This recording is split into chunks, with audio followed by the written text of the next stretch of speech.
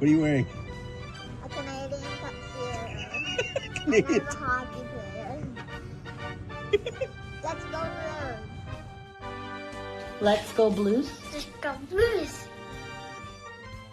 To all Blues fans, we're bleeding blue with you. Let's go Blues! Let's go Blues!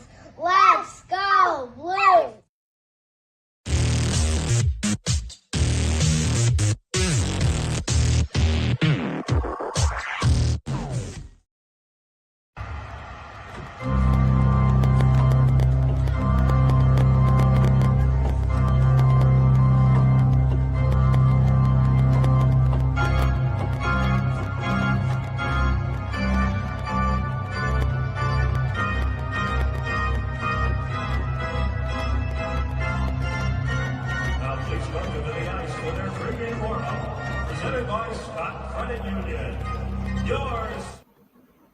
BlueNote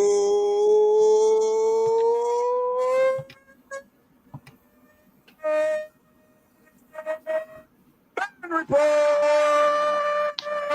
Aloha. Yeah, this is another one of those impromptu shows. Justin, how are you doing? I'm doing good. Draft week. We got some stuff to talk about. That's for sure. I got some thoughts, and man, oh man, have I got some thoughts. You know what?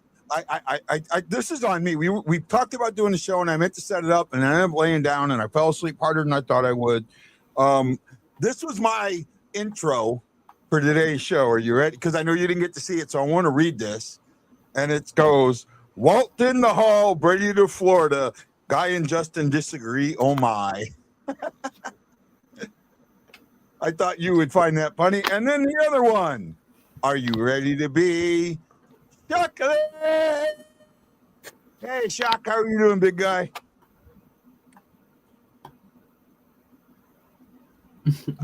We can't hear you, Shocks. The guy couldn't get his camera to work. Now I can't get his mic to work. Yeah, you're muted now. Am I here now? Yep, we got you. Yeah. Long weekend. Yeah. How was the camping and the fishing, man? I didn't fish. I drank. Like to fish. Oh, that's right. The boat was down, right? Yeah. Ah, that sucks, man.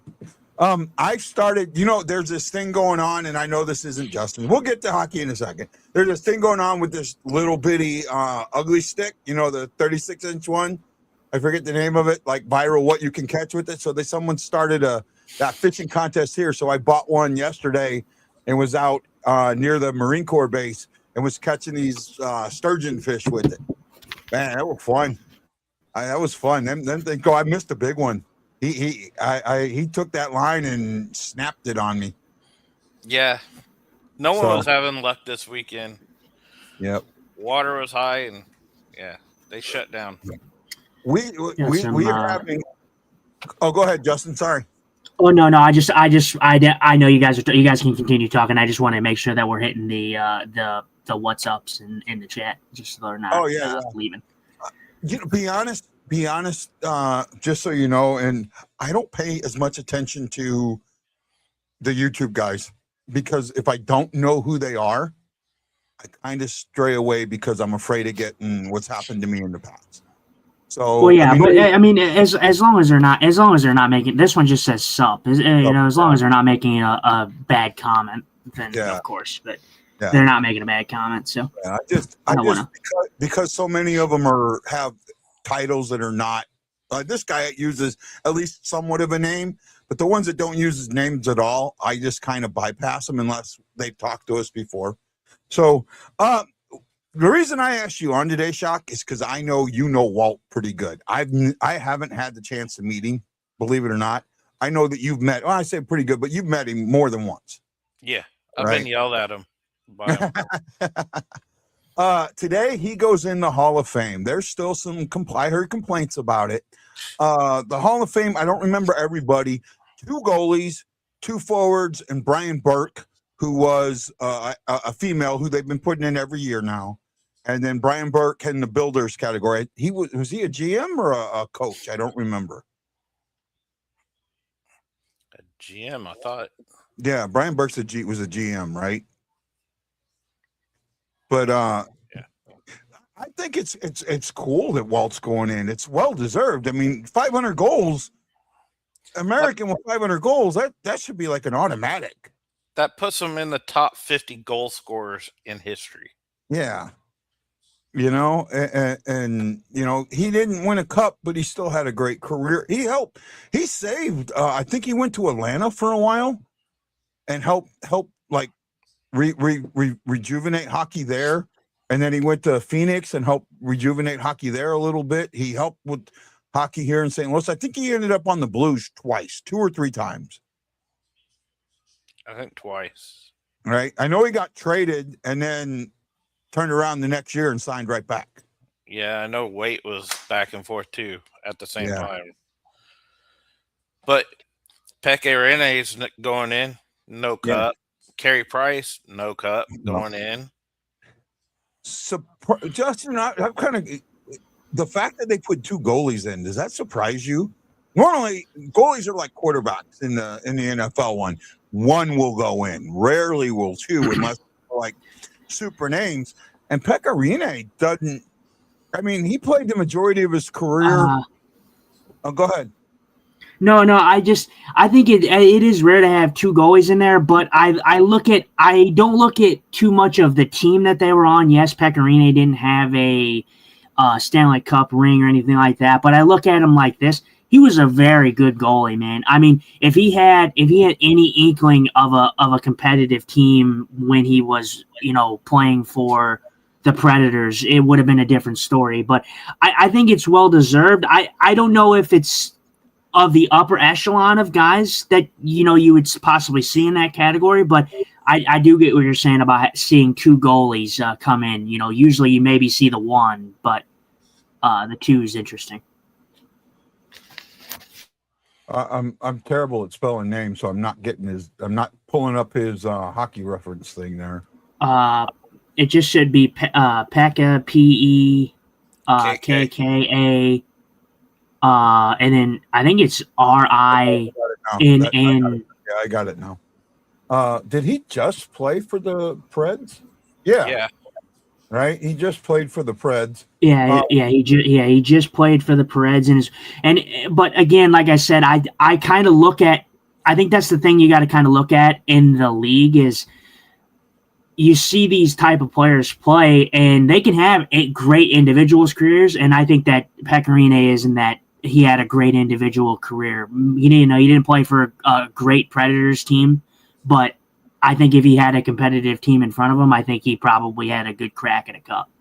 All right. Well, I'm kind of looking at his stats now. 683 games played, 666 started, 369, 213, and 75. His goals, he had a 917 save percentage career and a 243 goals against career. That's really pretty good. Him and Price are about the same. Say again? Him and Price were about the same. Both had 917s and both were above 240. Right. Around 240.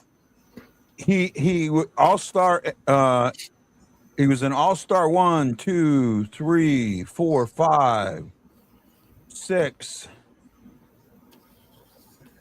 7, like 8 times. All-star game 1, 2, 3, 4, or all NHL, I should say. All-star game. I mean, and then he was in the Vezina. He won it once, was second twice, third once, and 7th, and then he was 4th in the Hart. He was 4th one time. So individually he did have a very, very good career. And Price, same thing. I thought the thing with Price, I thought Price was still being paid by the Canadians. Or I think they. Oh yeah, would it be the Canadians? Well, because I know that they it was the Sharks, wasn't it? Because he got traded. Yeah, he got traded to the Sharks. So I was wondering if actually is he still considered active? That's a support because you're supposed to be retired for 3 years. I think I'm pretty sure he's done. I would be shocked if you see a comeback. But I don't think that that's going to be the case. I'd be shocked, but I think that this is also a good discussion because you were talking about how it's kind of rare to see goalies. The two goalies that I actually have, that I always think of when I think of goalies who were great that had no cups. Obviously, Pecorine is there, but he's not the other guy that I'm thinking of. The other guy that I'm thinking of is Henrik Lundqvist. That's the other guy that I'm thinking of. So I'm thinking of Carey Price to me, that's not surprising one bit. But Pecorine, I'm not at all disgusted with him being in there because I think he had a great individual career. For me, I'm with you. I got no problem with anybody that got picked. I really don't. See if I could pull it up here real quick. Here we go. So, here we go. Brian Burke, Patrice Bergeron, that was the other one. Cindy Curley for the female hockey. Carey Price, Pecorine, and then Keith, or as we know him, Walt Kachuk. Walt, and I don't have a problem with any of these guys. Now, are there guys that, to me, if they wanted to put here's the one problem I see with the Hockey Hall of Fame is they limited it 5. Right? 4 with 6 with the female. Is that right? Yeah. 1, 2, 3. No, that's 5 total. Yeah. Or 6 total. Yeah. So they limited 5, 6 with the female entry. And because of that, they may be hurting themselves. There could be somebody that gets left out that is eligible. The Hall of Fame, the way the Hall of Fames work, I think there's only one that I think does it right, but still could do it better. Right? Anybody of the Hall of Fame votings, which one do you think does it the best?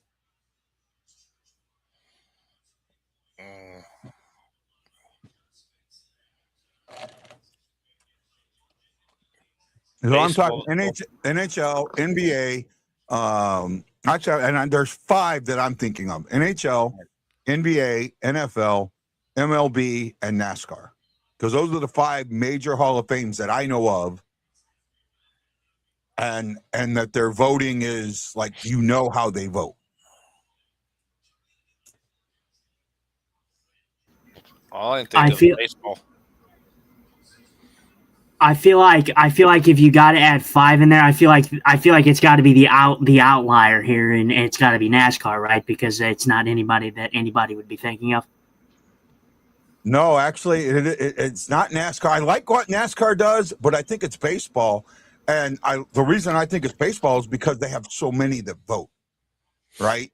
So you get the chance of somebody, like the sample size is so big that you're going to get the best go in each year. You're going to get better guys go in each year. The NFL, as popular and as big as that sport is, the only one that votes is 32 media guys, basically. And my only issue with and I'm not sure how the NHL votes, to be honest, but my only issue with the MLB is that it's all media. I think they need to get for the current players, the current ones, not the veteran committees, but it needs to have a little more of a say of I think our inducted members that are alive should have a vote. And I think that you'll get a little bit. I think you're not going to have it's not going to make getting the 75 as hard, but it's going to take out media bias, and that's the one problem that I think the MLB's has is some media bias. Does that make? Am I talking out my ass today? So the NHL has an 18-member committee. Okay. Yeah. So what happens is you get biases put into it, right? I mean, Pierre Turgeon, that was so crap. It was too long. Well, Pierre Turgeon, I understand. Didn't he win? Didn't he set the record for winning the most Selkies? I think so. Right? Like they said that the Selkie should be named the Bergeron. And he should have been in sooner, but there's politics. Yeah. And Kachuk's the same way. I mean, Yeah. that to me, that's why. I mean, I can't remember who somebody said should have gone in. I in one of my chats, A someone lot had of said, Rod Brindamores. A lot Yeah. of people said Brindamore. yeah, I think he should be in eventually, but not over Keith. yeah, I'm with you. And when it comes to goalies, I think there's a goalie that probably should have gone in over either Rene or Price, even though I don't have a problem with either one of them going in. I think Cujo should have been over Price. Yeah, I kind of do. But the problem is if you do that, it looks like you're holding his mental health issues against him. Yeah, well, that's politics again. Well, yeah, I mean, so that's why I think that when you have a larger contingent, that it takes away some of those biases.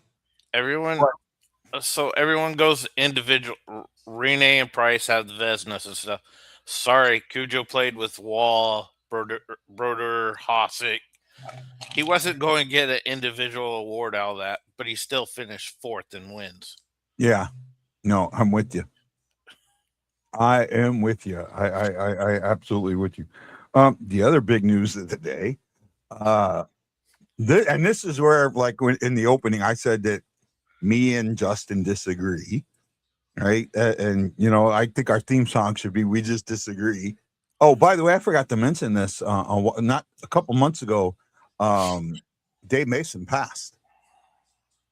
The guy that sings "We Just Disagree." He passed a few months ago, and I forgot to give my condolences or whatever to that.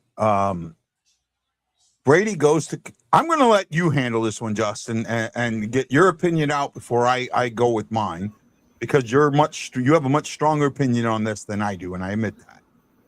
But I'll let you handle this. So Brady goes to the Florida Panthers. First of all, I want to get it out of the way immediately that these teams, so someone reported that the teams that Brady Tkachuk was going was okay with being dished to was Minnesota, Vegas, Carolina, or Florida. Okay, look, I'm telling you right now that list was bogus. I 100% believe that list was bogus. Florida was the only team that Brady was going to. He's not going to go to Minnesota, even though they're on the up and up. He's not going to go to Carolina. Come on. He's not going to go to Carolina. He's not going to go to Vegas. He's going to play with his brother in Florida. That was clear as day evident.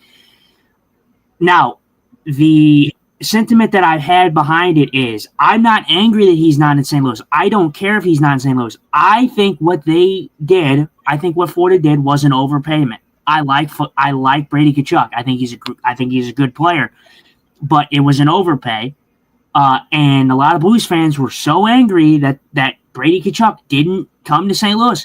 I hate to break it to you, Blues fans. Doug Armstrong in his presser today talked about reaching out to inquire about Brady Tkachuk. They were not on his trading list. He didn't want to come here, and the Blues are not in a window of winning right now, But again, this is where I told Guy and where I've kept my mindset at is great players elevate good teams and make players around them better. Good players go to great teams to have a good fit and to have it easy. I think Brady, although I understand wanting to win, I think every athlete wants to win. That part I'm not as animated about. My thing is, I think Brady took the easy way out. And I think all the Blues fans that are so confident that he would have come here are just delusional. And again, this has a bunch of different segues that we'll get into, but that's just my thoughts on it. I like Brady. I think he's a good player, but I think that Ottawa got a great return. I'll be honest, I'm not going to get into my tinfoil cap. I think there was a little bit of conspiracy going on. Or not conspiracy, a little bit of a tampering going on with Brady to Florida. I think Ottawa probably threatened a little bit of a tampering case.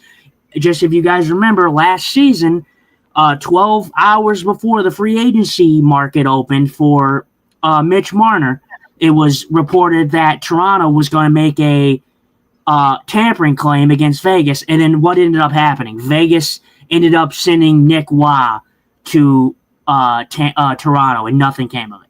So I think that there's a possibility. The Kachucks have a podcast as well that they have talked about certain things that they probably shouldn't have, like with Allmark's mental situation and everything like that.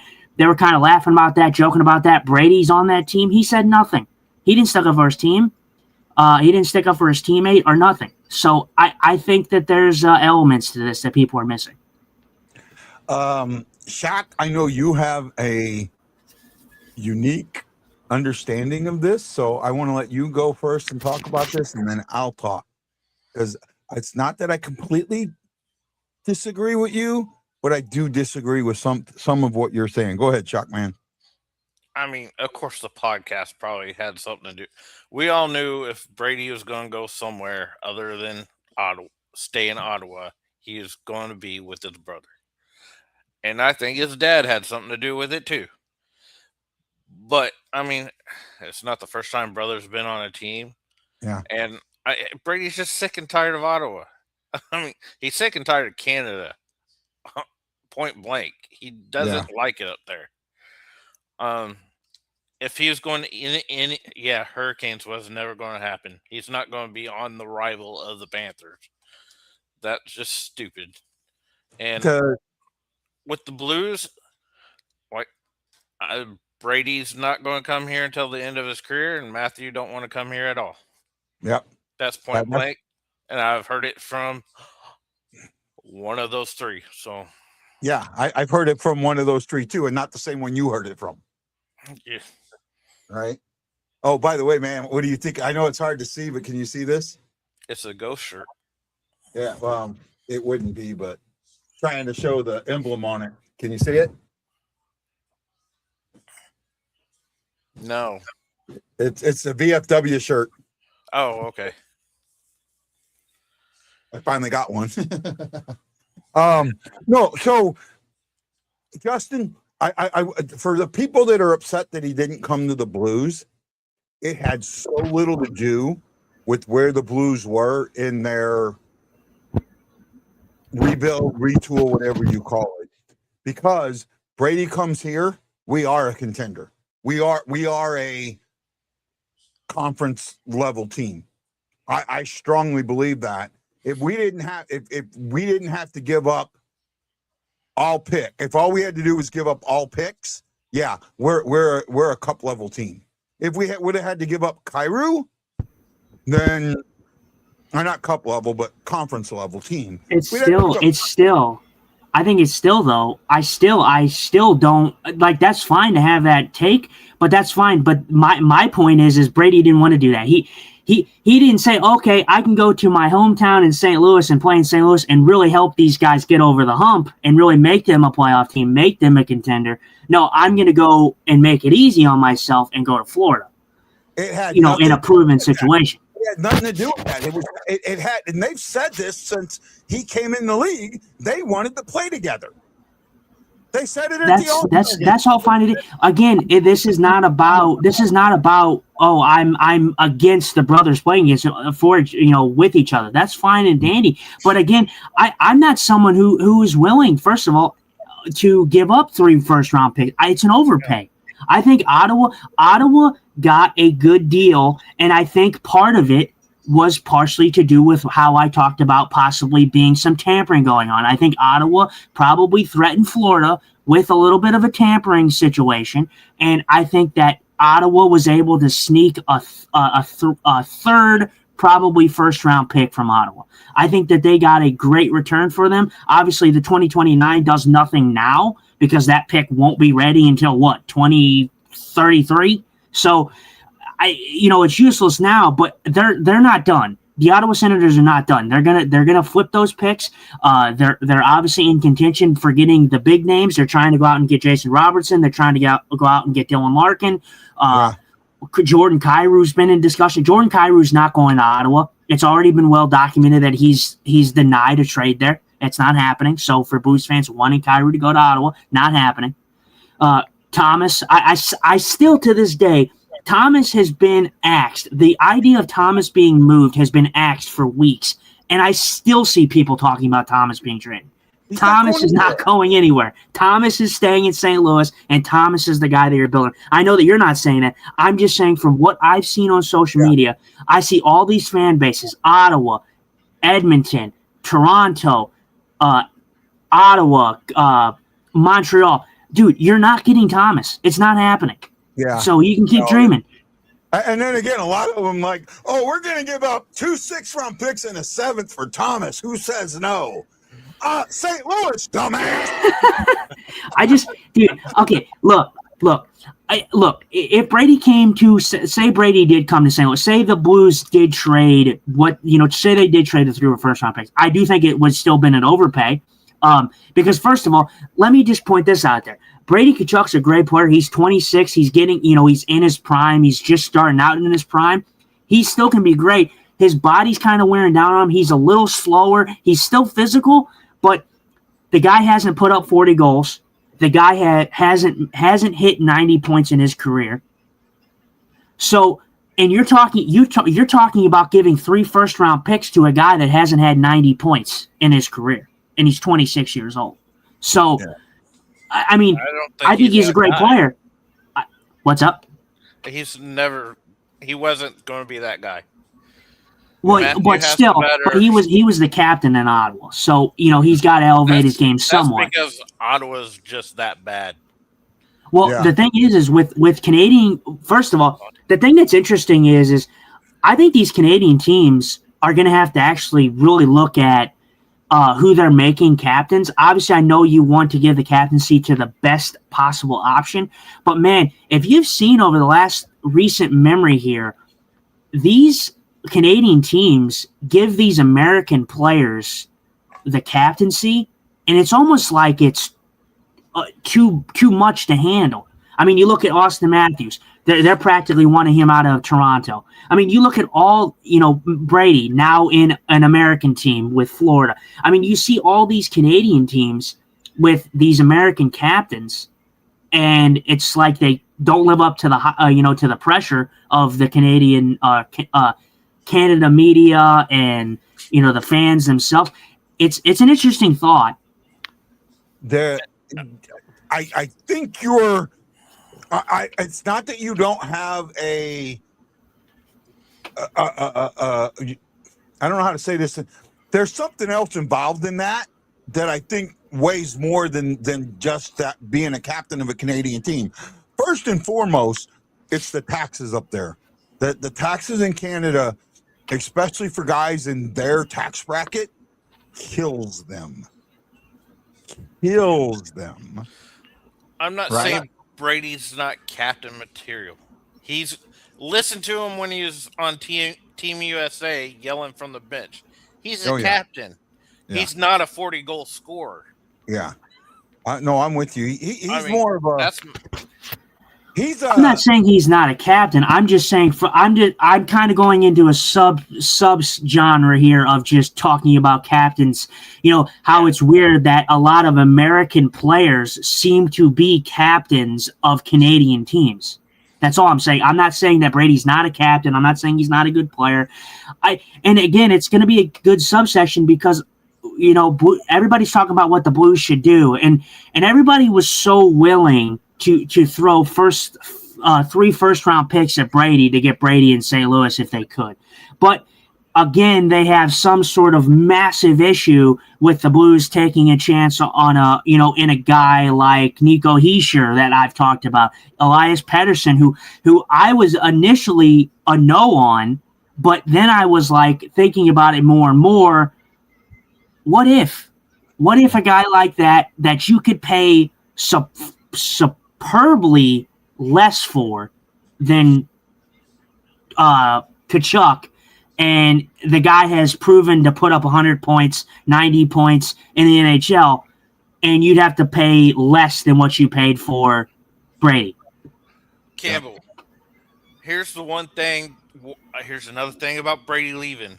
Ottawa has crapped on him ever since the Olympics. Yeah. He's been threatened up there. I would leave that area too. You're talking about the capital of Canada. You just beat them in the Olympics, and also the team not doing anything for him. The past 7 years. That right there. You're talking about crapping on him though, but like he crapped on his own teammate on his podcast. So I mean, it kind of goes both ways. You can't really shit on your own teammate on live podcasts and then be upset when team can. Dude, we all know Canadian fans are freaking boisterous, and we know that they're passionate about hockey. It's their sport. It originated in Canada. They're always going to be passionate. And yes, what they do is not right. But first of all, with the Olympics, everybody's bringing up the Olympics. Let's not act like, obviously he's on that team. He plays a huge part in the U.S. winning the. But dude, look at some of the performances. The Hughes brothers, Connor Hellebuck, they backpacked him in that Olympics. So everybody's talking about the Olympics, but I remember it a little differently than all you guys. Hellebuck wants out of Winnipeg. I'm saying like everybody's talking about the Olympics. Like everybody's talking about, he did this in the Olympics. He did that in the Olympics. I remember it a little differently, folks. I remember the Hughes brothers tearing it up for the U.S. and Hellebuck standing on his ass. He's just in the capital of Canada on the U.S. winning gold medal team. Yeah, he was getting so for me, it more comes down to this, right? The guys that you see wanting out of teams are teams that have not done anything for a long time. Who's the guy that wants out of Detroit? I'm sorry, another captain. Larkin, another captain. Larkin wants out of Detroit. Why does Larkin want out of Detroit? It's two things. A, it's taxes, and B, it's the fact that he doesn't see the team like trade deadline. This was a team that was fighting for a playoff spot and really didn't do much at the trade deadline. Right? He doesn't see the team doing the things that they need to do, the management, to help him. They're not in Detroit. And like I said, I can understand Larkin. Larkin has missed the postseason for 10 seasons now straight. They haven't made the playoffs. They were on that great run this year, and then they fell apart completely. Larkin had that injury. Larkin's still a great player, but again, it goes back to the NHL possibly having a little bit of an issue where you see all these guys that are great players only taking 3 teams on their no trade list. Okay, that's what I want to talk about. This is what I want to talk on. Aaron Nels came in, and Richard Campbell was here. My buddy Richard said, a captain doesn't leave like that. He denied for months, then did that. He isn't captain material.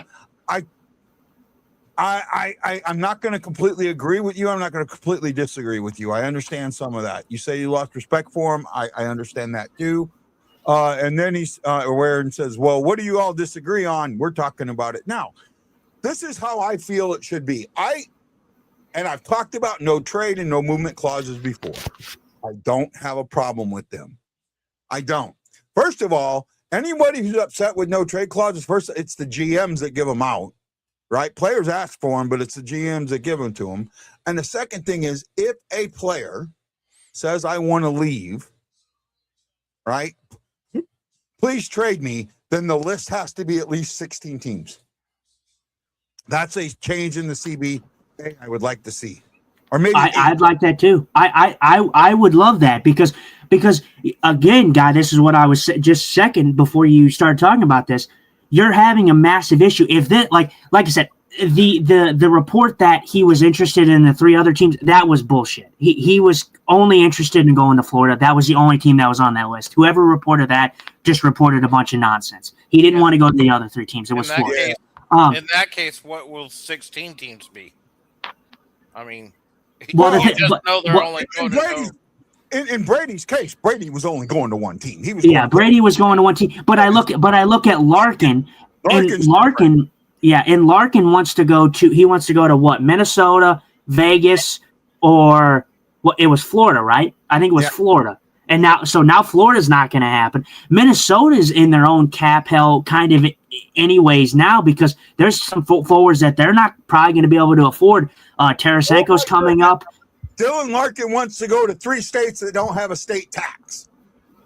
Yeah, well, the thing is that's just not going to happen because I just don't think those teams are going to make it work. The teams, the last report I saw was the team that Dylan Larkin would possibly go to. I don't know if it's legit. Would be Dallas, and that would make sense because I don't think Robertson is going to be in Dallas. I think Robertson probably is gone.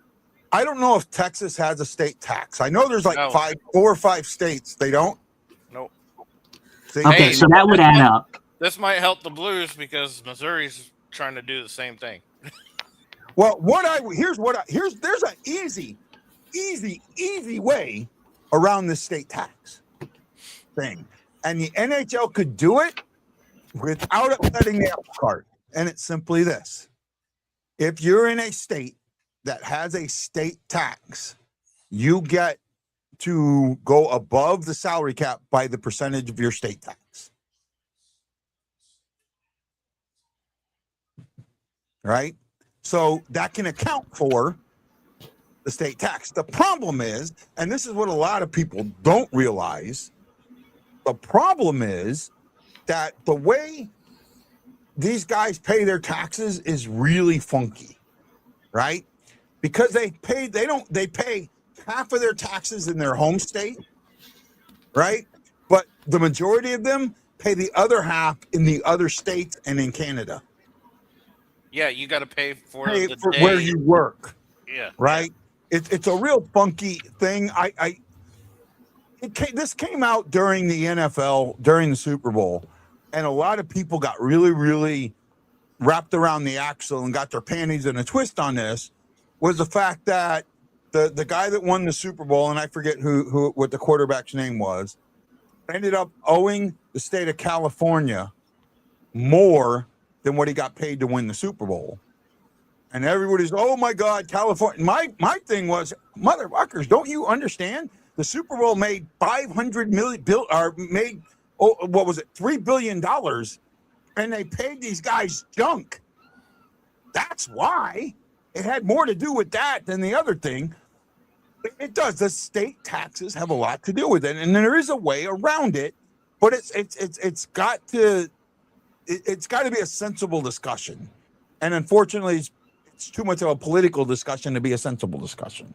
Yeah, I think it's interesting because it's a real issue when you have these guys. I wish, and this is kind of the gap I think between sometimes players and GMs and all that, where the GMs and coaches obviously see it a little bit differently than maybe the players do, like a Larkin, or like a Brady or something like that. I feel like if you had a lot of these guys who have so much immense talent, take their abilities and take them to teams that are, really young and on the up and coming and really, just 1 or 2 moves away from making that massive competitive jump, I feel like you'd see a lot of interesting scenarios with players going to teams that are unlikely, like Utah sticks out, for example. I know that we were not big on Utah a couple years ago, but Utah's growing into their own. They're really pushing. They were really competitive. A team like that, a team like the St. Louis Blues, a team like who else? Someone else help me out here. Who else is on the up and up? Minnesota. Minnesota. Minnesota's already been speculated to be, one of those teams that they want to go to. Anaheim. Yeah, I guess I wouldn't put Anaheim in that discussion yet, but you get what I mean, though. I feel like if these guys would say, okay, I'm going to take my talent and really get this team over the hump and really get this team there, I feel like a lot of these superstars, I understand they want to go to already maintained good situations, but I feel like the NHL would be so fun and interesting if you saw those players, take unique pathways. Like, I think the one guy that comes to mind is No one expected it. I had no idea how it was. You know what comes to mind when I think of someone who was a great player that signed with an organization that wasn't expected? Guy, you probably know who I'm talking about.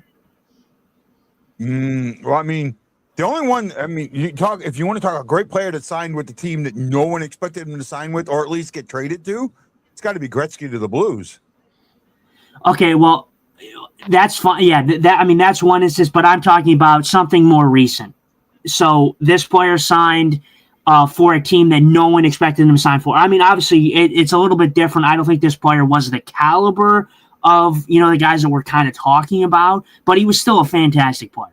Does that give you any hints? No, I'm blank. Okay, it was Johnny Gaudreau to Columbus. Yeah, okay. Yeah. Johnny Gaudreau to Columbus. That was a move that no one expected. And he went there and he went to try to better that team. Yes and no. I heard there's family things that went into that. There were some family things. He wanted to be closer to his dad. He wanted to be on the East Coast, and that was like the only team on the East Coast that was going to offer him the money that he wanted. I guess there is things that go into it, but I think it was a good example of a player that went to a team that no one expected them to go to. And True. Even if that was family ties, just because that is the case doesn't mean he always had, he had to sign there. He signed there. He obviously wanted to be there, probably family wise, like you were saying, but he doesn't have to sign there. He doesn't have to put his faith and trust in Columbus. I mean, what was Columbus doing at that time? They were a bottom feeder. Yeah. So, that's a good example, I think. I'll tell you what. Here's the problem, and I wish I don't know if Richard Campbell's still here because I know he's up in Canada. Here's the problem with what if you ask me what is the reason that a Canadian team has not won the Stanley Cup since 1993? I'm going to tell you it's the Canadian fan base, right? These teams don't have to put on that level of player. They don't have to do it because the fans are rabid. They're going to show up anyways. And not only that, the fishbowl that those teams are, man, that's stuff that these players don't want, right? It's like there are guys there are probably 5 teams in MLB, and I bring that up because that's like my next knowledge base. That guys say the same thing with slight exceptions. We've all heard that guys love playing for St. Louis. They want to come to St. Louis, but you also hear some of that media is kind of hard out there. Maybe I don't want to deal with that. New York, same thing. All the Yankees. There's a lot of guys that do not want to deal with the Yankee media. There's a lot of guys that don't want to deal with the Boston media. There are guys that just don't want to deal with media. And if you want to talk about and bring this full circle, I think this has more to do with Kyrou than anything else. Is Kyrou's not a media darling. He's not that type of player. And when you get a guy like that, that's why they get blasted in the media, because the media has that media agenda. Well, Bruce proved that on the show you did with him. He said Kyrou's a reserved, quiet guy. Yeah. Well, and so I want to bring up, obviously, Guy, you don't listen to much podcast outside of ours and everything like that, but the Last Minute Boost podcast, they were talking about it. Alex Ferrari was talking about the Kyrou situation, about how Kyrou is reserved, so everybody knows that Kyrou's kind of reserved, that he kind of just does his own thing, and this was in ties to possibly bringing a guy like Elias Pettersson. A lot of people, the reason it draws them away, one is the contract, but another is supposedly he's a locker room cancer. Obviously, the things that went on with JT Miller, which me personally, I think JT Miller was more the issue than Elias Pettersson was. But again, I just think it was two guys that didn't gel well together in Vancouver, JT and Elias. I just don't think that they gel well. Obviously, if you make a move like that, you don't know if that would cause any issues in the locker room with Elias Pettersson and maybe a guy like Robert Thomas. I don't think it would, but again, it's always a possibility. But I think the way that I view it in the long haul is I'm going to agree with what Alex talked about. This team, I'm okay with developing young guys. This team needs to move forward. And the way you move forward is adding a piece that will move you forward and develop those young guys. I think Vancouver has already come out and talked about how they would retain some salary, probably in a Pettersson move. So that would be on the table there. But I think the Blues would not have to give up as much as everybody's thinking. I'm thinking, you wouldn't. I don't even think you'd have to maybe even give up a Dvorsky in that situation. I think you're talking about a first-round pick, probably 15th or the 29th overall pick. You're talking about a guy like Zach Dean possibly going the other way. You're talking about filler guys like Jonathan Drouin being in that deal for depth for them. Vancouver's going through a rebuild. I think they want to get Pettersson out of Vancouver, and I think that they need to find him a change of scenery, and I think they want to get a decent return, but I don't think they're looking for a top 6 guy immediately. I think they're going for a rebuild. So here's what I am, and again, I am gun shy when it comes to giving up a prospect, especially an NHL ready prospect, because we had one, we gave him up, and I know there's things that go on with it, but I look at what he's become, and I'm thinking, oh my God, could he have done that here?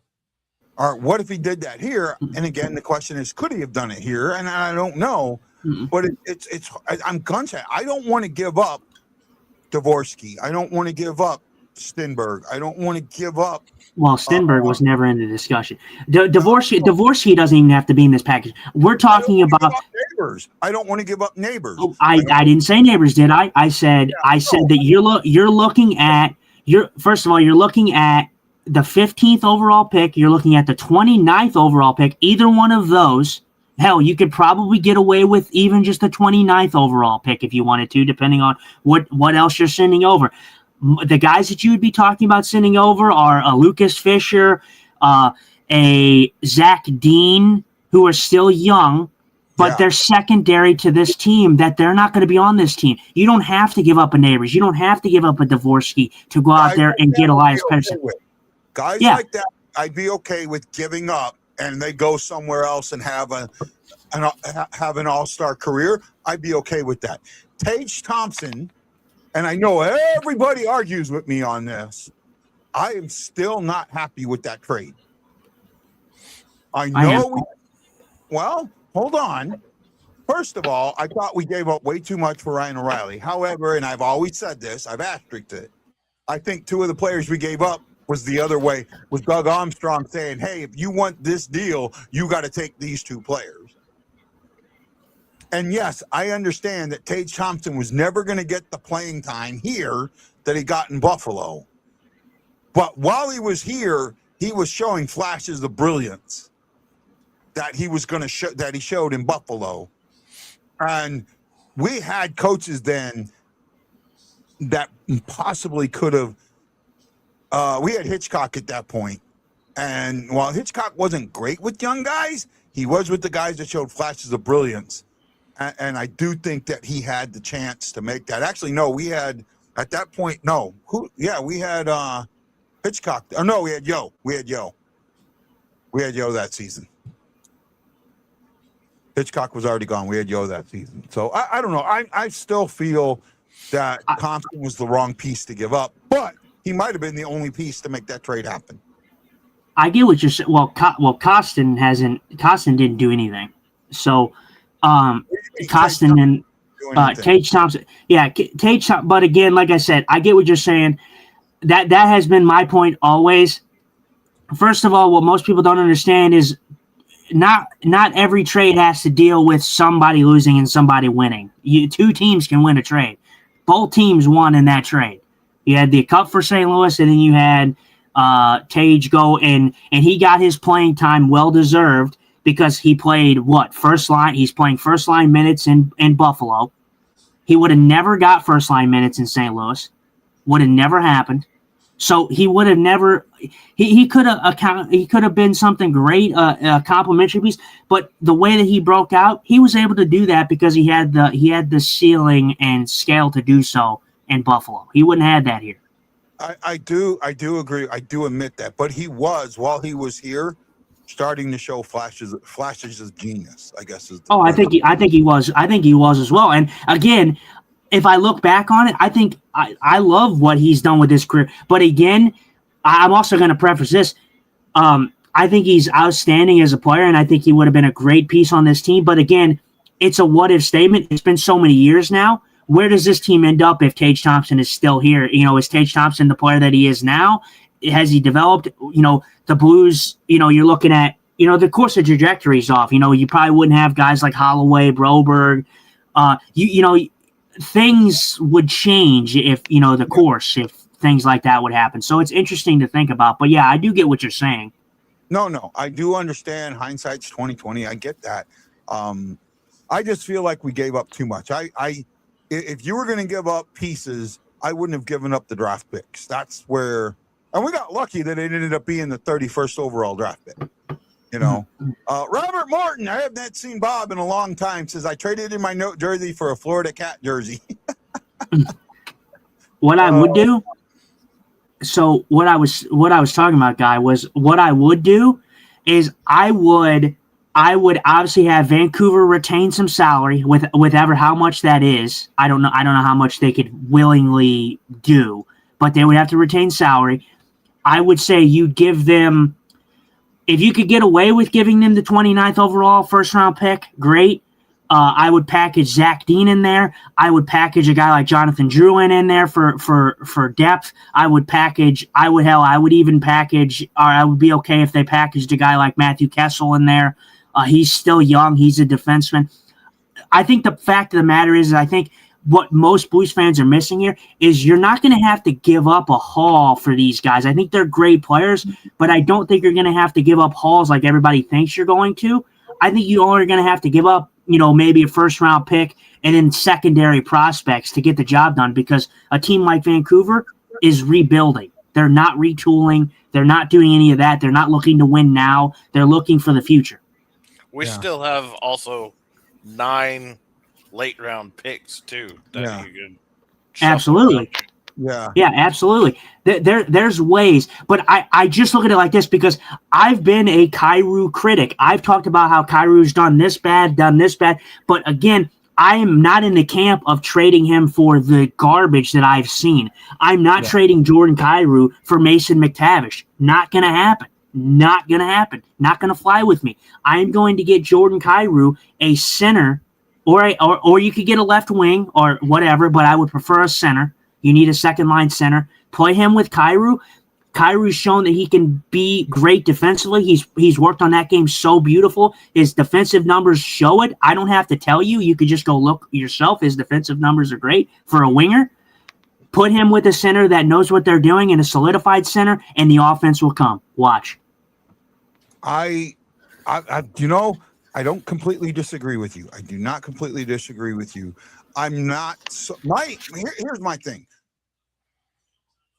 I want Montgomery to be Montgomery. I want him to be and I know this is hard to say because I don't think Bannister said this, but I felt he hinted at it a little bit. I know he's friends with Montgomery, but maybe Montgomery is handcuffed a little. I want him to be the guy that can reins in the media and just tells the media, look, you're not talking to you're going to talk negative about one of my guys. You don't talk to any of my guys.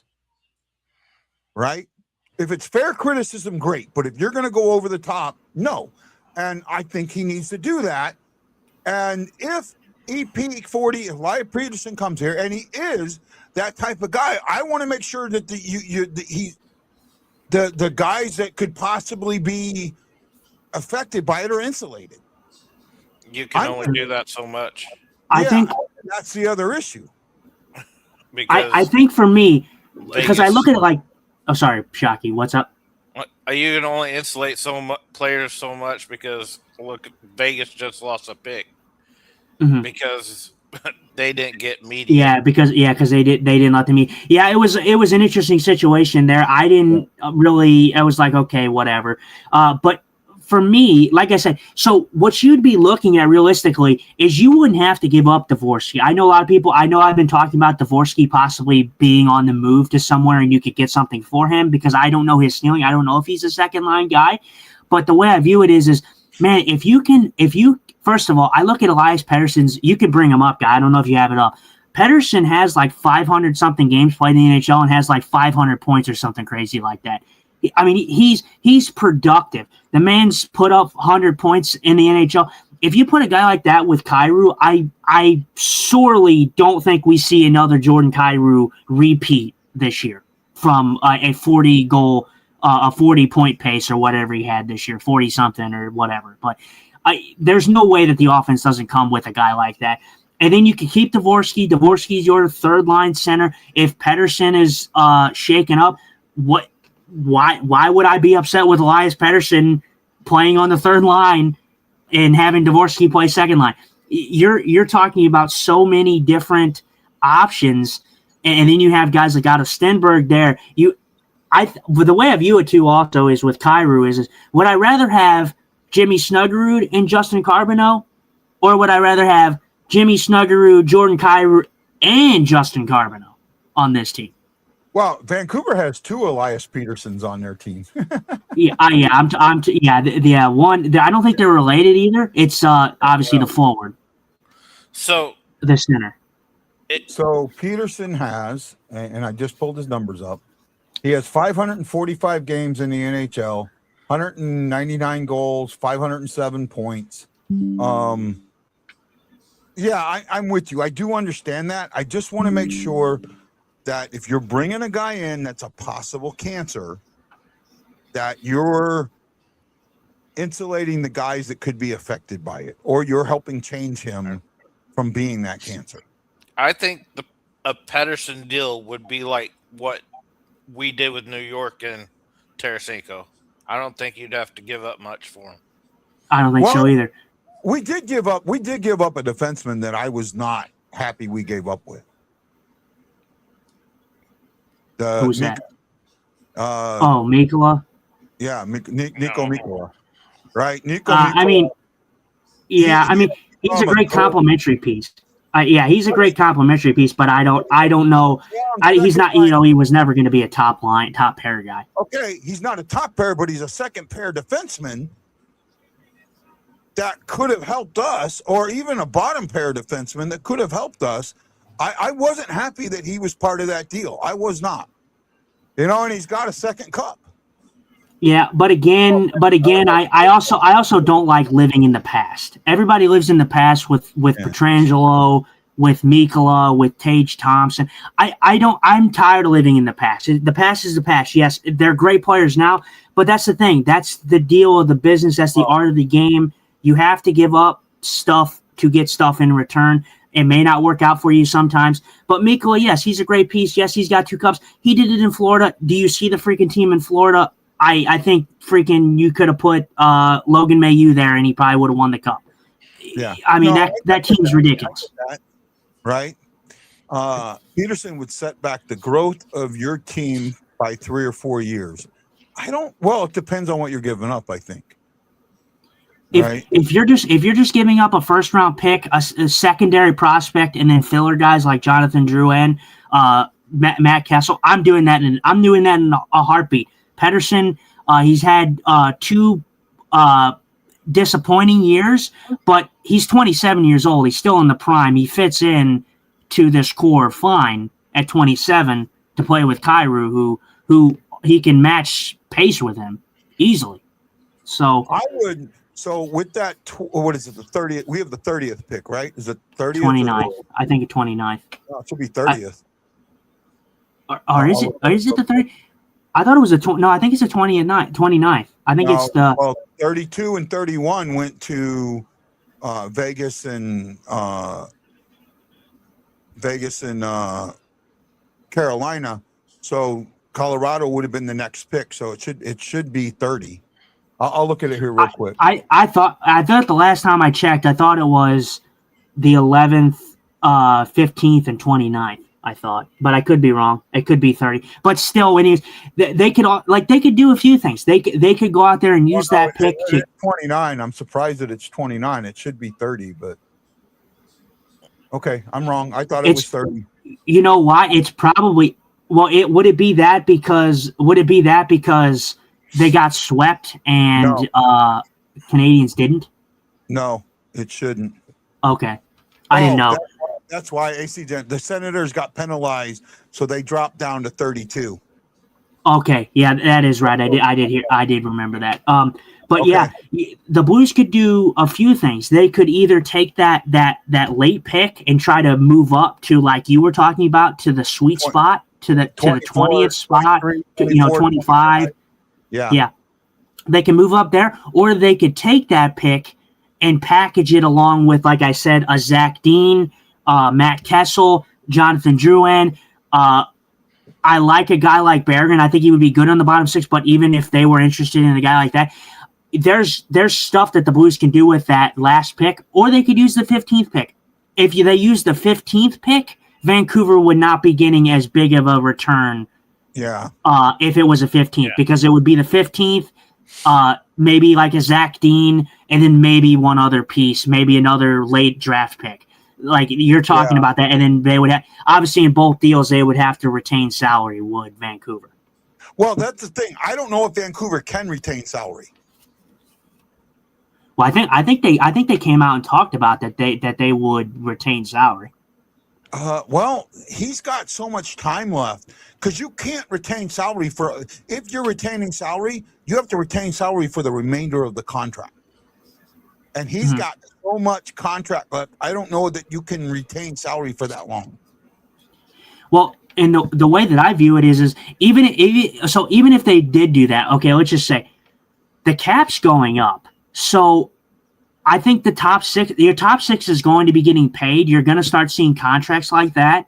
What second line guys are playing. Like you're going to have to pay guys to play for your team. And since the cap is going up, this doesn't scare me as much. Yes, his deal is pretty lengthy. It's pretty big. But again, I'm looking at overall big picture, and I think that you can develop guys. I feel like most people get lost in translation when they say, okay, let's just stay pat and develop talent, but let's not make any moves. Let's just stay pat and let the young guys develop. No, make moves that make your team better, and then allow those guys to develop as well. But you need to surround them by veteran guys and solidified guys in the NHL to help that talent grow. You can't just stay pat. We've stayed pat. Stop playing it safe. It's tiresome to play it safe. Okay. Take a chance. Take a risk. I understand. I do understand where you're going. I really do. I don't completely agree with it. My thing is, I get why you don't want to stand pat, but I look at what we've got in the system, and I go, maybe that's not standing pat, because what we got in the system is pretty damn good and might be better than what we could get. That's why I'm willing to not do as much this draft, because I think we have 3 guys in the system that are NHL-ready players right now. Right? We had 2 of them up. And I think the other Yurko or Yerrick or whatever it is, he's ready too. And then now coming in, who may be NHL ready right now. If you can get something that's better than those guys, great. But I don't know that you can. Does that make sense? The thing is the guys that you just talked about, Otto Stenberg, that's fantastic. I think he's going to be a great player. You can play him at center. You can play him on the wing. Dvorsky, obviously, your center. You could also play him at wing as well. Carbonneau's your winger, so that's a winger situation right there. Dvorsky, you want to develop into that second line guy. Otto Stenberg does not have to play center for you. You have other guys. You have different varieties here. You have Suter there that can switch. I think with how everybody is viewing it, I just think that if you stay pat, I'll tell you right now, I'll make a deal with you, and I'll continue to make a deal with you. If Dvorsky develops into a consistent second line center, and everybody is so dead set on Dvorsky being Connor McDavid, for Christ's sake, which he's not, and I'm sorry to break it to you. Yeah, oh, I know he's not. Just from what I've seen, if Dvorsky can consistently put up 50 points at least, I would be okay with it. But I am not confidently going to sit here and say that I have faith that he's going to do that. I'm maybe it's just like you with Hofer. I'm not on the complete Dvorsky bandwagon. I think that everybody is acting like this kid is the next coming of Connor McDavid, and I just don't think that that's an accurate description. No, I don't think he's the next coming of Connor McDavid. Just like I don't think you think that Hofer is the next coming of Patrick Wall.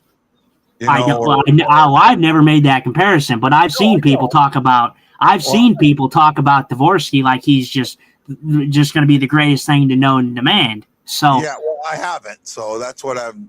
Same thing. I haven't said that Dvorsky is going to be there. I just think that I'm more in the camp of develop your players first before you give up on them.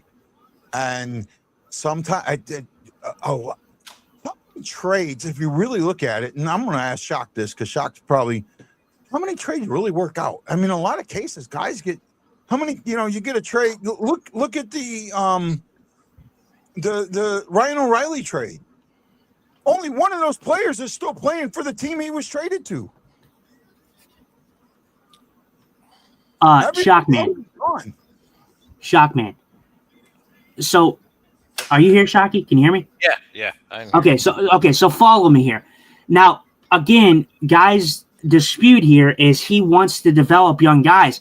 That is fine and dandy. I'm not saying move those guys out. I was talking about it. It could possibly be a possibility. But again, I'm not saying that here. What I'm saying here is you get Elias Pettersson, and you don't have to give up a damn thing. But filler, a first-round pick, and secondary prospects that won't be on this team when the team's competitive. That's not ruining the development of the guys that you're talking about. These guys are going to be there regardless. Just Elias Pettersson is an addition. That's all it is. Vancouver goes for the trade. That's my issue there. I don't think Vancouver goes for that trade. I think they want more. I think they know he's worth more. If But they're Vancouver's, they're rebuilding. If they're rebuilding and he's a cancer in their locker room, they're not going to get.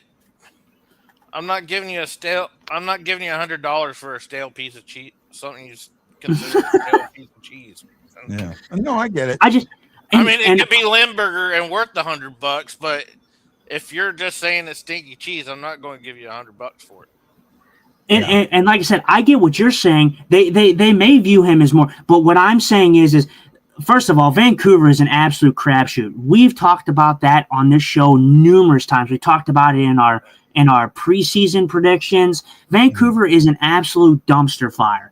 They are rebuilding. There's no they're first of all, the JT Miller stuff, well documented in the NHL. Well documented. Every NHL organization knows it. They know that they would retain some salary. They know Vancouver's in a rough spot with trying to go through a harsh rebuild. They're not going to get as much as you think that they're going to for Elias Pettersson. It's just not going to be the case. There's so many elements to it that I think that they just have to take the best that they can get and try to build for their future. And I think the Blues are definitely – I don't think they're going to it's going to be a dead set that they should get them or that they are going to get them. But I think the Blues are most definitely going to be in the sweepstakes. I think they will. You got to have a healthy mix of both trades and homegrown. Every team – that's the trick of the trade. Yeah. Well, we've got one of the best GMs or, one of the best presidents of hockey operations. He's still going to be he's still at the top of the pyramid, right? No matter what you're going to call him, he's still at the top of the pyramid. He's still going to have a say-so in everything that goes on in it. And he is more or less probably, I don't know, is there a better hockey executive out there than him? I don't know. I mean, obviously, from us, it sounds a little biased because we don't get to see the the ins and out of every team. Yeah. But there's some good ones out there. But I think Doug definitely is up there in one of the higher echelons for sure. He's been regarded that Dallas and other places, just not here. Mm-hmm. So Guy, so realistically, let me just put it in a word for you here, or not a word, but a lineup here. So this is what you would be looking at if you were to acquire an Elias Pettersson for said deal. Maybe not carbon copy, but Okay. you'd be looking at Robert Thomas centering Snuggerud and Holloway. You'd be looking at Bush probably right now, but eventually you would slide Carbonneau in that situation alongside Elias Pettersson, Jordan Kyrou. That would be your top 6. Then you would have on your bottom 6, you would have Pius Suter, who can play center or wing. You'd have Otto Stenberg, who can play center or wing. Obviously, these guys won't be all in the lineup at all times because you have to, scratch people, and some won't be on the roster. Obviously, we have Neighbors there, so Neighbors will be there on that third line. And then you have a makeshift of guys. You have Berggren if he's still, here. Nate Walker, Torpchenko, Finley. So obviously Finley may not be back. Yeah. I don't know. No, and you know what? If you can get, I'll say this: if you could get Elias Pettersson with what you were proposing, and not the 15th, the 29th, I think the 15th. If you're giving up that 15th, you're only giving up one more piece. You're giving up one more, and that would be like a Zach Dean. That's it. Mm-hmm. I would not throw anything else in there. But if you're giving up the 29th, Zach Dean and either Matt Kessel or one of those Jonathan guys, Jonathan Drouin, something along those lines. Yeah, and you also have picks that are later in the draft as well. Yeah, like later. I would be okay with that. My problem is, and again, you know all those you talk about, everyone wants to give, everyone wants to get Kyrou for junk. I'm wondering if Vancouver fans would say you're trying to get Elias Pettersson for junk, that they're wanting so much more. Well, right? if Vancouver fans are hoping for a top 6 return on Elias Pettersson, they're going to be sorely mistaken because the St. Louis Blues are not offering that to him, and any team in the NHL is not offering that to him. The Vancouver Canucks, if you are not in the situation to where you realize wholeheartedly that that the Vancouver Canucks are going through a rebuild, then that's your own fault because the Vancouver Canucks are going through a rebuild, whether they like it or not.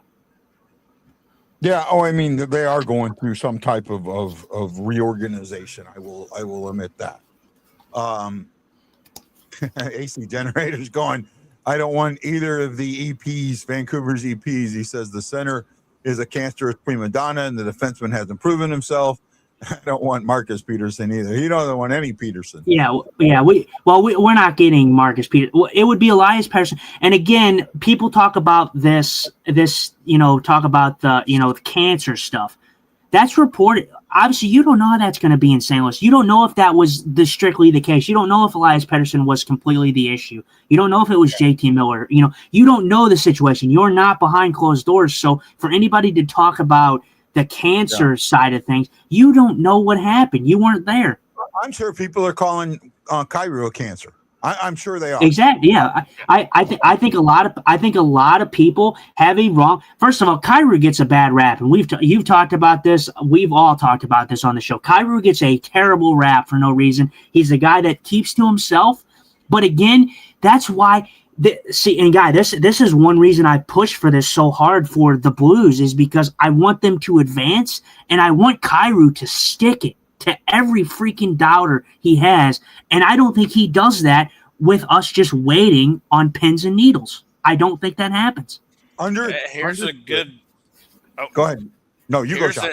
Here's an interesting thing. You bring Pettersson in, and him and Kyrou linked up because they're both called the cancers, and they both shove it. Yeah, that That would be a great situation. like- It really Well, would. and let me throw another tinfoil. And again, like I said, I don't think, first of all, guy, and let me get this out of the way. I don't think Kyrie's a locker room cancer. I think he gets a bad rap. I don't think he argues with anybody. I don't think he's butting heads with anybody per se. Yeah. I think, first of all, I think Elias Pettersson is 27 years old. He's had enough time in this league to mature and develop. Kyrou's matured and developed. Obviously, I don't think he was a massive issue or a massive problem. I'm not saying that. But I think two guys coming together, first of all, Kyrou, who has put 70 points on the board three seasons for St. Louis. Yeah. Pettersson has had a 100-point season in Vancouver, a 90-point season. He's had production. Put those two together, oh my God. Dude, if Kyrou, I'll tell you right now, if Kyrou, say hypothetically, if the Blues get Elias Pettersson and they play him with Jordan Kyrou, and that comes to fruition, I'll tell you right now, guy, if Kyrou does not have 60+ points next season, I will buy you a Jordan Kyrou jersey. I will buy you a Jordan Kyrou jersey. I'm pretty sure. I think Kyrou has 60 points next season, no matter what. I don't think he does. I think he could. I think he'll have a bounce back season, but I don't think he gets as high as he could without a solidified second line center. Fair enough. That's a good point. Well, I want to go a little. We've just spent an hour and a half, an hour and 15 minutes talking hockey. I want to go a little off the hockey reservation a little bit. And I know this isn't your sweet spot, Justin, but there's a couple things that happened this weekend that I thought were really interesting. And I know since we invited Shockey on, he's kind of in tune to this. I want to talk a little bit about NASCAR being in San Diego. Was that an event or what? I didn't. Well, I was camping, so I didn't watch it. No, it was very. I gotta hand it to NASCAR. It was very, very well done. It was a great course. It was a great race. I didn't get to see all of it. I got to see some of it, being Father's Day, and that's the other thing. Happy Father's Day to all the fathers out there. I put a post on Facebook. I don't know if you guys saw it. My father, Dave, was not my natural father, not my biological father, but he stepped up and helped make me who I am, and I appreciate him, and I was able to tell him that. He's still with us. Vietnam veteran. Was able to tell him that. I also had my VFW state convention this weekend. That was a lot of fun. The other thing I want to ask Chris, are you ready for September, buddy? Yeah. Are you getting excited about the Pomme de Terre trip? I'm just disappointed I can't be in Shelbyville this weekend. Yeah. Right. I think because I know you follow Luke, and he's been showing some good fish out of Pomme de Terre. Have you seen that? Yeah. I also saw he got last place, too. That was at Stockton, though. That was his home lake. Yeah. Wasn't that at Stockton? Yeah, either there or Truman. Truman, yeah. It might have been Truman. Yeah. Yeah. So I'm really interested. I met a guy out here, the guy that I've been doing the shore fishing with. He's going to teach me how to shoot a bow. Oh, right? God. I'll stand in the house. Well, I mean, because if we do go bow fishing, if we do set up and do that, I can't do it. I can't shoot the bow, and I just didn't want to feel like a wet blanket. So he's going to at least be able to teach me how to pull the bow back and let it go. So I guess I'll have to go talk to Brienne's new boyfriend's parents. 'Cause they have 4 of TFO's bows. Oh, really? Bow fishing setups. Oh, okay. Oh, that's cool. So I don't know if we're going to get to do it. You're in that group with Tom, so we can always talk to him a little more. He wants to help us go crappie fishing that Monday. Our boat and his boat, he says the more boats, the merrier, and the better chance we got of getting you guys dinner. All right. Right. So we'll figure something out because he's going to be gone for a couple of days. He's going to a concert in Chicago. So I think we get him for like one day, maybe the Friday, but I don't know yet. Hey man, I had a good time. Thanks for joining us tonight, Shocks. Yep. All right. I had a good time. Justin, you got any last minute things you want to throw out there, buddy? I wanted to look at that. He said does it count if Kyrou gets traded, I think. I didn't see that. No, I don't first of all, I think a lot of people are really high strung on Kyrou getting traded. I don't think the Blues do it, man, and I don't think Kyrou acts. I don't think he accepts a trade anywhere, man. Like, I think they were talking about him being okay with possibly moving to the Islanders, but what would the Islanders have that I would realistically? That's the funny thing. People want to offload. That's what I'm saying, and that's what I've been talking about with you, Guy. Is everybody's wanting to trade Kyrou for scraps, and I don't understand it, man. The guy's put up 70 points. Yeah, well, that's the thing I bring up with Peterson. It's the same thing with Peterson. Everybody wants to give scraps to Vancouver. Now, I do understand that Vancouver's situation and St. Louis' situation is slightly different, whereas we're not rebuilding. We're almost there, but it's still the same thing. I am concerned that you're going to have to give up a lot more than what you think you can get to get him, and that's what I'm not willing to give up. That's the difference. I think the Patterson situation is more comp to the Tarasenko. They're just not working here. He wants to move on. I think it's first of all, I think both parties know that they need to change scenery. Like I said, we've talked about the change of scenery thing with Kyrou here, but again, I've went back and forth on it, and I just think that is more plausible to have Jordan Kyrou here, and you could still develop guys like Dvorsky, still develop guys like that. I think that there is something that Vancouver will take that they would be okay with taking. It's just, will a team offer them? Will a team overpay for them? Will a team overpay Vancouver to get Pettersson? And I just don't know if that's going to be the case. For me, like I said, Guy, I've talked about it before. If I was a booker in a scenario, who would I want on the Blues? I wanted Nico Hischier. Nico Hischier was my guy. I talked about it. I've talked about it for weeks now. Nico Hischier was my guy. I think that window is closing. I just don't know if he would come to St. Louis, but he would have been perfect. He would have played perfectly into Jordan Kyrou's type of play style. He would have been a great assist guy for Jordan Kyrou. Kyrou could have focused more on the offensive side of things, while Nico was more of a distributor of the puck. But I still think that Pettersson could do that for Kyrou and be a playmaking center for him as well.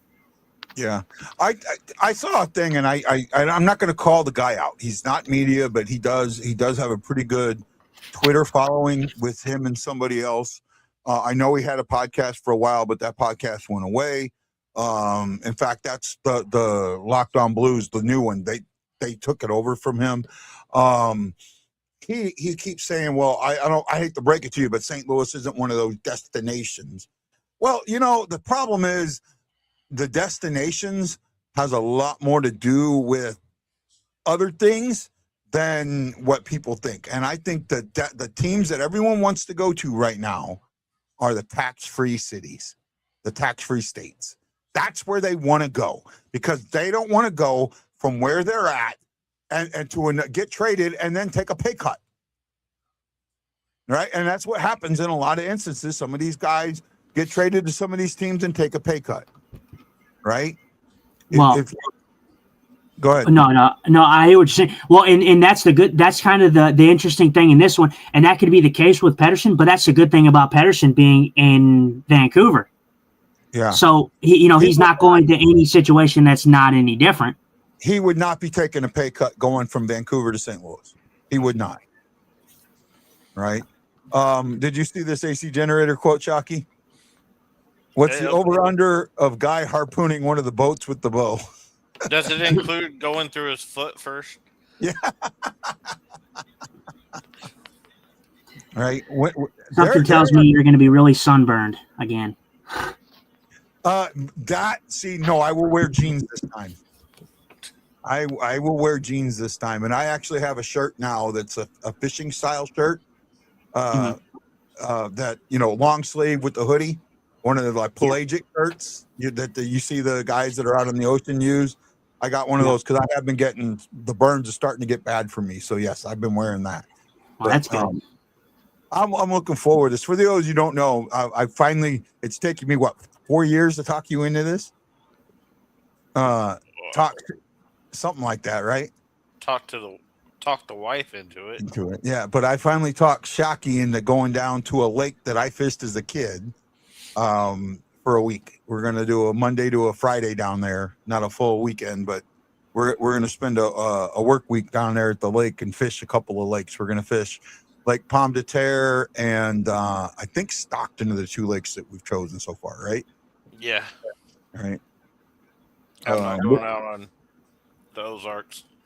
Yeah, we're staying away from Lake of the Ozarks, and we're staying away from Truman. Truman could end up on that agenda, but I'm not sure. All I know is Truman for is crappie. Yeah, I heard bass stink. right.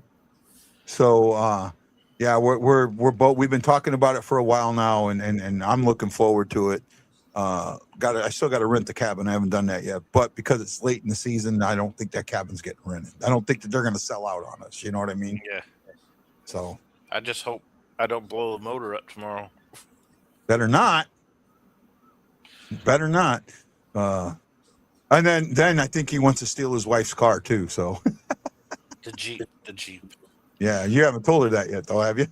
No. Uh, Then it wouldn't be acquiring, would it? Yeah. Well, yeah. We may have to leave her if I have a rental car. Leave her my rental car and hope she doesn't wreck it on me and cost me $10,000 or whatever it is. The military doesn't steal; we acquire. Liar. Yeah. Well, guys, what a fun show! Hour and a half mark. We're gonna call it here. Chris, thanks. I mean, you've been a fan of the show from almost the beginning. From when I was, I think you've been a fan since when I called it Guys Pregame Rant, right? Yeah. Right. So you've been a fan from the very beginning. You're a great friend to me. You're a great friend to the show, and I think you can consider Justin considers you a friend too. I just want to say thank you for coming on, and maybe we'll try and start offering you to come on more often. I just gotta watch my mouth. We don't care. I ain't as bad as that one dude, but yeah. Who are you talking about? Back in when you started doing the lives, that one dude that every second. Oh word yeah. Me and him don't talk. I know who you're talking about. The really really drunk guy. Yeah. I know Yeah. I'll keep it to every third word. Yeah. Yeah, I remember that. Where we don't talk to him. Again, Chris, thank you for being the friend that you've been. I appreciate you greatly. Justin, any last words before we do our normal let's get out of here? I'm trying. What day's the draft? Friday. Yeah. Friday. Okay. So, and I think we're doing that show. So, that should be a good time. And, I guess my closing remark is we're kind of not getting into it, but,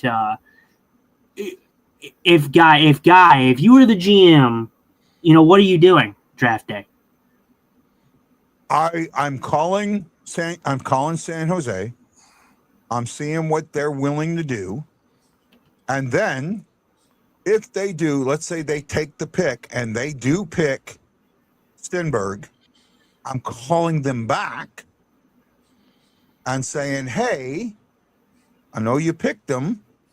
Are you dead? You got your heart dead set? Are you willing to talk a deal? And because you're going to have I think it's 10 minutes per pick. So you've got, almost an hour before your pick, a little more than that to really sit down and work something out. But if not, I'm going best available at, I think I'm going best available at 11 and 15. And I'm trying to trade 29 to get to that 20 to 26 spot. All right. Shockman, what are you doing? Like Guy said, San Jose is my first call. If they don't, best available at 11. And for the 15th and 29th, be prepared to pick, but start looking for a second line center. See if you can't work something out with those. So obviously we don't have to get into a crazy thought process on this one, but I want to preface this because everybody's so determined for the second overall pick, or to get Stenberg if they take Stenberg. I want most of you to realize that San Jose is going to pick at number 2, and for one, you're not going to get the second overall because San Jose is not going to give you second overall pick to take the 11th pick. They're not going to go down that far. But if you do get Stenberg, you're talking about developing the future guy. I'm just letting you know that deal is not getting done with just, okay, hey, give us Stenberg and we'll give you our pick. That's not going to happen. You're going to have to give up a Dvorsky. You're going to have to give up an asset that you don't want to give up. So I just want to preface this: when you're talking about developing your talent, you're going to get rid of it. So I'm just telling you, that's all I'm telling you. I just don't want Stenberg to go to Chicago. I want to do everything I can to prevent Stenberg from going to Chicago for 2 reasons. A, I think Chicago's going to destroy him because I don't think Chicago. I don't want to say this with Wendy because I love Wendy, but I don't think Chicago knows what they're doing. I think Chicago, to sit there and say that Chicago's been successful in a rebuild so far is horseshit. Because they're 3 years into getting the number 1 overall, oh my God, Connor McDavid-esque pick, and they're still in the same fucking spot. I think success? You haven't done the right things to get there. And I look at Stenberg. He may not be that guy, but Stenberg is a Taylor Hall. Stenberg is possibly, and I say this, not saying that he will be a bust, but he could be a Nail Yucca. He could be another guy in that range that you bring in to help somebody out. That doesn't work. And I don't want Stenberg's career ruined because he ends up going there to a team that I don't think has it figured out yet. And again, remember, I've said this. How many times have I said this, Chris? You can, before I met Justin, you can count that I've said this. I want Chicago to be good because a good Chicago and a good St. Louis makes the rivalry better. How many times have I said that? Yeah, we all, yeah. Right? Like any rivalry. So give me the rivalry. But I just don't think that Chicago's done a very good job in this rebuild. I know Wendy does, and Grady's a homer, but they haven't advanced. They've gone backwards. He sits there and says, oh, well, we were, and then we had these injuries. St. Louis had the same injuries, and they damn near made the playoffs. Well, and you see, and this is a point that I also want to bring up is Chicago, like you just said, as I'm going to use your words against you, no offense, you said they haven't advanced. The reason they haven't advanced is because they haven't brought in pieces to surround a guy like Connor Bedard. They haven't brought in the right guys. That's kind of where I'm at with the Blues. Is I'm not saying the Blues are a bust. I'm not saying what they're doing is a bust. I love the direction that they're going. But that's why I'm so dead set on them getting a second-line center, because it advances the team. It doesn't just keep it stagnant. It takes the team and it advances it a little bit while you can still develop young guys. What I would do is I think the Blues are picking. I think the Blues are picking at number 11. I don't think that they're moving that. I think that they'll pick at number 11. The 15th and the 29th are toss-ups. Now, I think that they'll use either one of those 2 picks to, like I said, get a second-line center. But again, like I was talking about, everybody wants Stenberg, and although that would be fantastic in a dream world, I'm kind of with Lance. Lance talked about this a lot too. No one in this draft is Connor McDavid levels, and they will not be that. And they will be great players probably. There's some great players in this draft, but no one is a crazy, oh my God, I have to have you player in this draft. And I know that devalues it a little bit, but I'm not willing to give up a haul. Like everybody's saying, oh, I don't want to give up a guy like Dvorsky, for a solidified second line center, but you guys are okay with giving up a Dvorsky in a deal for Ivar Stenberg because he's Otto's brother and it could possibly work out. I'm not taking a possibility. I want a solidified guy that can get the job done. So that's where my head's at.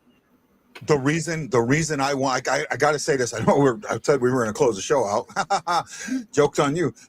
The reason I want Stenberg is because Stenberg's already proven he can play with men. He plays with men in his league. And I'm talking, he plays with guys that were NHL caliber guys, and he's been a standout in that league. Didn't he get like an MVP, or was the MVP or a finalist for the MVP in his league at 18 in a men's league? That's why he played well in the Olympics too. I think I think he's fantastic. I think it would be great, but I'm telling you right now, the San Jose, first of all, they're going to make their pick. They're not going to move down. They're not going to. St. Louis is not going to call them up and be like, "Oh yeah, hey, we'll go up to the 11th overall pick and you can have the second." It's not going to happen. They're going to make their pick. If they do pick Stenberg, there is a strong possibility that they could take a defenseman, because they do need defensemen over there in San Jose.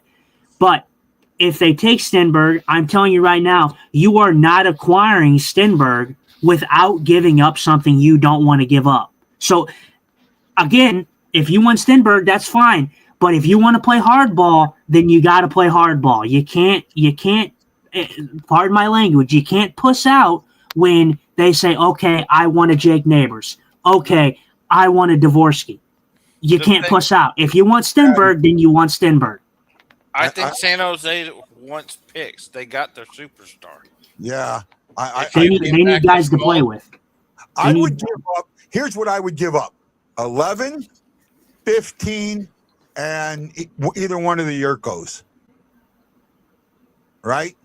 To me, that's when I look at what that pick's worth, what that number 2 overall pick, based on the charts I've seen, that's what I think I would give up and be at least equal or slightly above what that pick's worth.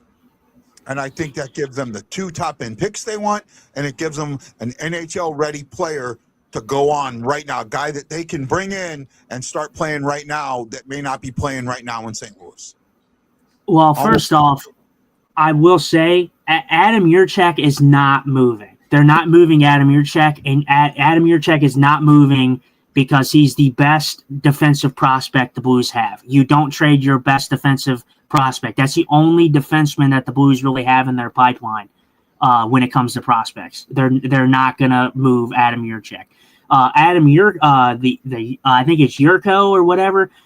He's a forward, and he's not a guy that's NHL ready. I don't see him as an NHL ready guy. He's kind of a borderline guy right now. Who knows? Maybe he can develop into something over there, but that would be okay. But again, like I said, I love Stenberg, and again, first of all, you're getting a winger. I think Stenberg is a winger. You have a plethora of wingers on this team, man. You have a plethora of wingers. You don't need a winger. You need a center, and you need a defenseman. You don't need a winger. I'm sorry. I want Stenberg on this team. I think he's fantastic. But if you say that hypothetically was to happen, first of all, you're probably looking at possibly Justin Carbonneau being in the consideration for possibly being in that trade to be moved over to San Jose. And if not, if you were able to pull that off, you would have Jordan Kyrou, Jimmy Snuggerud, Ivar Stenberg, and Suter. You have Walker. Obviously, you have Jake Neighbors. You have a plethora of wingers. This team does not need wingers. I'm sorry, they don't. Fair enough. But I would love them. But I'm just saying, I'm okay. Like I said, if the Blues want to play hardball, I've said it on this show. You can hold me at my word, guy. The Blues need to stop being safe. That would not be a safe move. That would be a risky move. But I'm just telling you that you're not going to achieve that without giving up something that you don't want to lose. That's all I'm saying. Fair point, man. It's a fair point. Let's go ahead and this, buddy, in this great show, man. Great show for everybody. We're getting along. We're having fun, and we're doing the things we love to do. We'll see you on Friday. Justin, how do we end this show? I think we got to ask, where are the girls? What are you wearing? A Canadian tuxedo. Another hockey player. Let's go Blues. Let's go Blues. Let's go Blues. Now, before I do this next part of the show, Shock, you know why I do it? It's for you. No. Are you ready for the question? You guys don't ask that 3 times at your meetings? I thought that was a VFW meeting thing before you vote. We do. Oh, no, we don't. Oh, okay. So, Shockey, are you ready for the question? Sure. Blues fans, are you ready for the question? Justin, Eagle Eye Scott, are you ready for the question? I'm ready for the question. Who is late for dinner?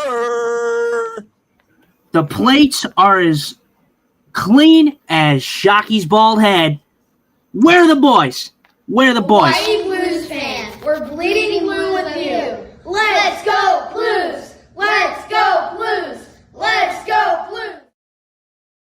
This is Guy, the White Blues fan, for my co-host, Justin Eagle Eye Scott, and our special guest today, the Shock Man, Chris, the Fisherman Shockey. Shockey joining us today on the show. We appreciate you so much. And you got to know that I'm bleeding blue with you. And as always, let's go Blues. Shock's probably tired of hearing that after 8 years, but who cares? We'll see you next time on the BlueNote Fan Report. Aloha!